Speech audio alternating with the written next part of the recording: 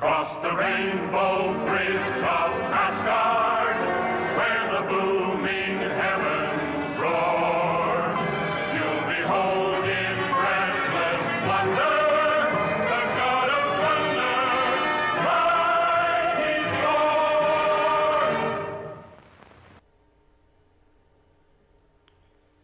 Oh boy.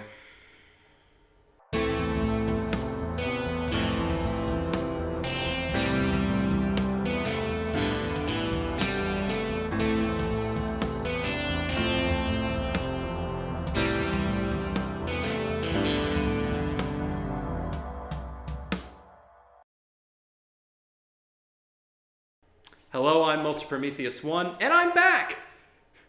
It's been a while. The powers that be, decided that, they were just too lazy to give me stuff to do. So, they just didn't want to. I kind of sat in a corner for months and months. That Titanic video took a lot out of me, okay? It did. But anyway, a few weeks ago, I was fortunate enough to spend some time in Ireland. It was one of the most beautiful places I had ever been, and I loved every minute of it. But while I was there, when stopped at the gas station, I found this at the store, the Mighty Thor. I had no idea what it was. I had never heard of it, but I could definitely imagine there being a Thor cartoon sometime in the 60s or 70s. Well, it turns out that this was actually part of a larger series called the Marvel Superheroes, which, if my research was correct, was actually the first ever superhero cartoon on TV. Seriously. In a world where new superhero cartoons get vomited out at such a constant rate it's impossible to keep track of them all, this Thor cartoon was part of the first ever. I bought it out of curiosity, but once I discovered exactly what it was, I was very interested. So today, ladies and gentlemen, we're going to be looking at an episode of the show that gave birth to a whole TV genre and resulted in legends like Batman the Animated Series and the 90s Spider-Man cartoon, and we're going to see if it holds up to scrutiny. This is the Mighty Thor. So yeah, as you probably noticed earlier, the style of the intro completely and vividly tells you what time period this is from. It's drenched in the 60s. We then get a snazzy looking title card telling us the name of this episode is The Grey Gargoyle.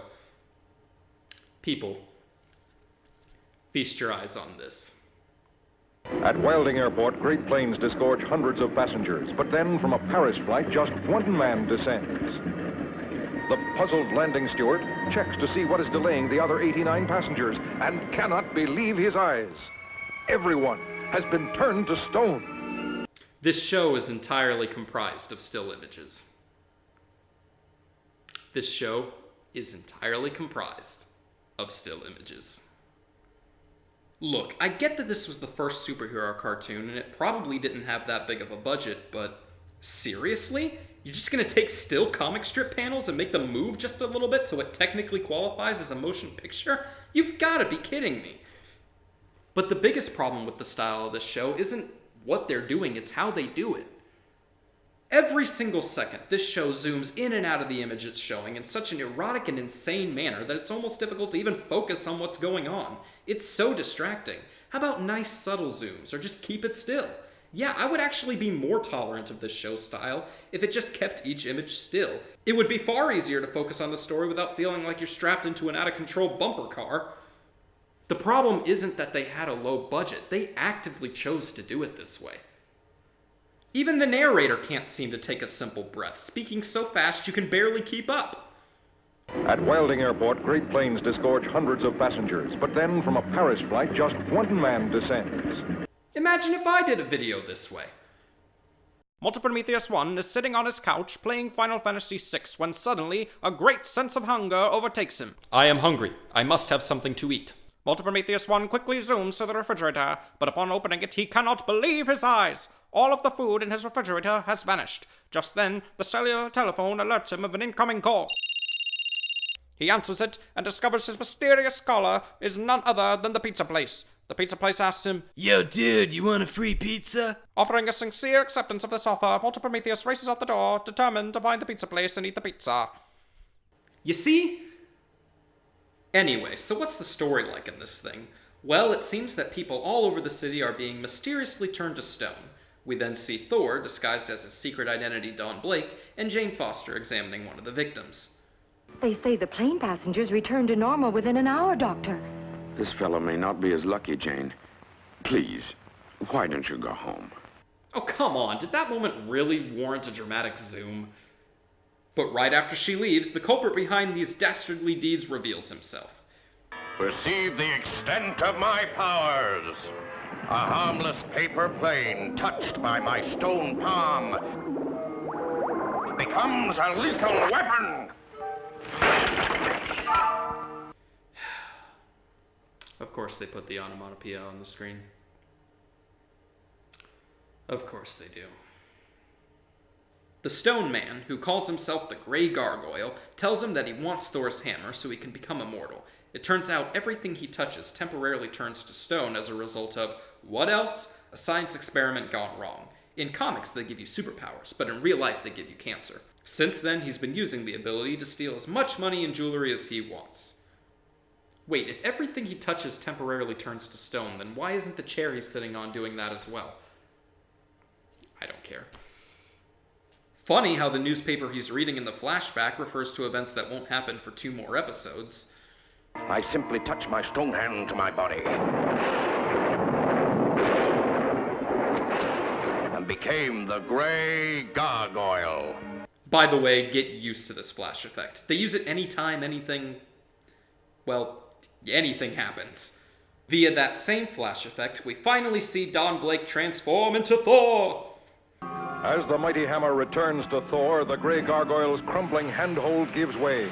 Like a plummeting boulder, he falls. But then, the touch of his palm turns a flagpole to stone. You know, Show, the action is a lot less exciting when someone narrates it. I get you're trying to be like the comic, but this is a good example of something that works in a comic, but not in a film. The Grey Gargoyle gets the upper hand and successfully turns Thor into stone. Is this the everlasting stone effect? Threatened by the gargoyle, has fate decreed a cold immortality for Thor.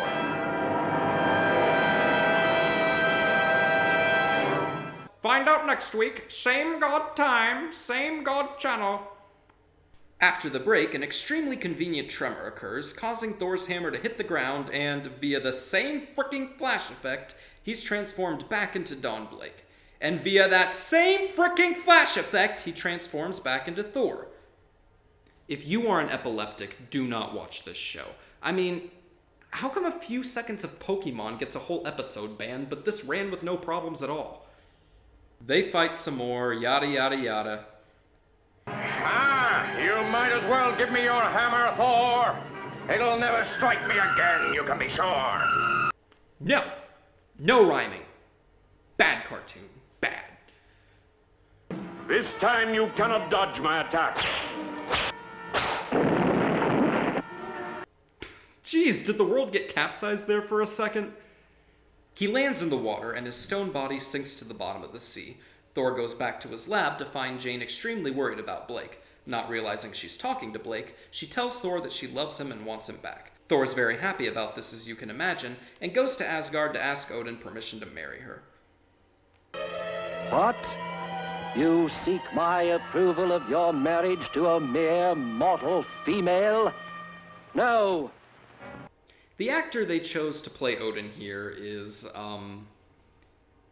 interesting.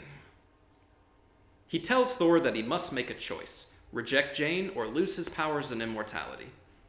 My powers, sire, but they are sorely needed to combat evil, such as the Grey Gargoyle. Nice delivery, buddy. I can really tell how important this is to you. At last! Now, I know who that is because I'm a Marvel fan, but the show didn't think it was necessary to introduce him like it introduced everybody else, so I'm just gonna call him Ha Ha Ha at last for the rest of the video. But the Grey Gargoyle's body is recovered from the ocean and sets out once again to wreak havoc on Thor and Jane. Meanwhile, Blake stands in his office thinking about the choice he has to make. Loving Jane and losing the fantastic powers of a thunder god, losing the magic that once was mine with a single blow of my cane. My goodness, will you stop with that flash effect? He didn't even transform that time. They just did it just to do it. Just as he's about to tell Jane the truth, the gargoyle returns with a crash. I seriously wonder how many times he has to get that window and wall repaired. I hope his job pays well. Then again, what is his job? You know, the word scientist doesn't explain everything. Run, Jane. I'll try to hold him off. You are a god, and you threw a book at him. Summon Thor, Doctor! It is your only chance to live! Call Thor, Don. You must. How does no one figure out who he is? Yeah, Superman had glasses, but he doesn't even have that. Several others from Asgard decide they're going to go help Thor, and at last goes to tell on them to Odin. What?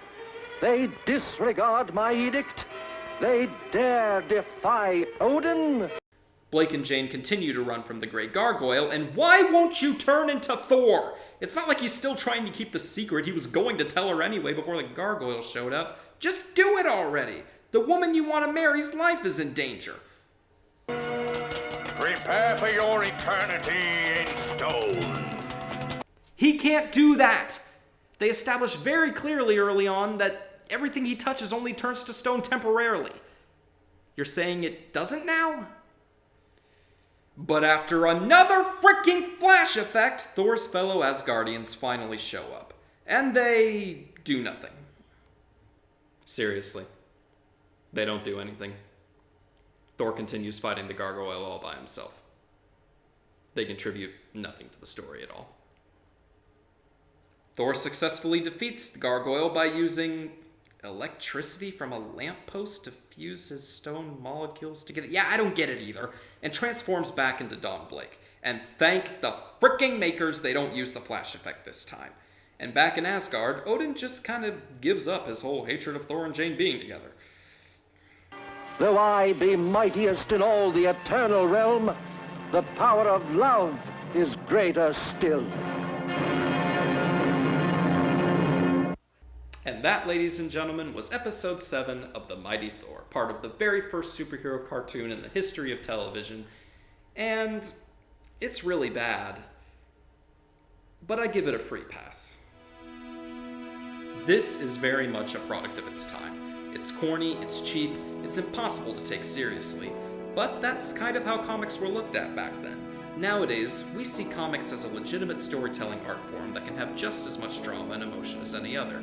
But back then, they were just seen as picture books for children. And because that's all they were seen as at the time, that's all they tried to be. And because that's all they tried to be, that's all this show tried to be.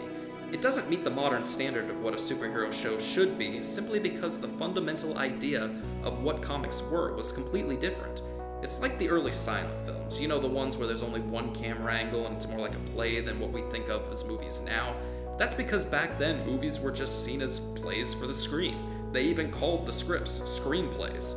We don't fault these films for being done this way because the entire idea of what movies were intended to be back then was completely different, and they made them accordingly. It's the same thing with this show. It's terrible, and I don't see myself watching it again anytime soon, but I respect the fact that it's a product of its time, and I can't fault it for that. Besides, you want to know what Thor show I really want to see? Cross the rainbow bridge of Asgard, where the booming heavens roar.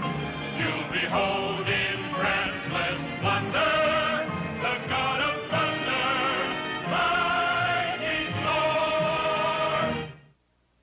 Yeah, I would totally watch that. I'm Prometheus1, thank you for watching, and I'll see you next time.